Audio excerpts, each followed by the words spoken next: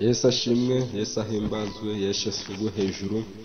Ni ukuri bantu b'Imana, mureke uyu munsi twiga ijambo tuzajya dutsindisha abatemera Uwiteka.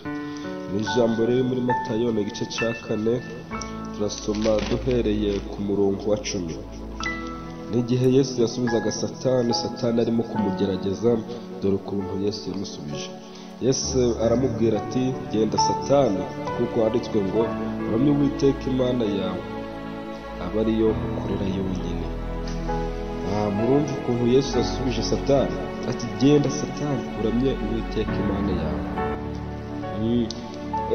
Si n'abantu gusa bagomba kuramya Uwiteka, na Satani agomba kuramya Uwiteka Imana ye.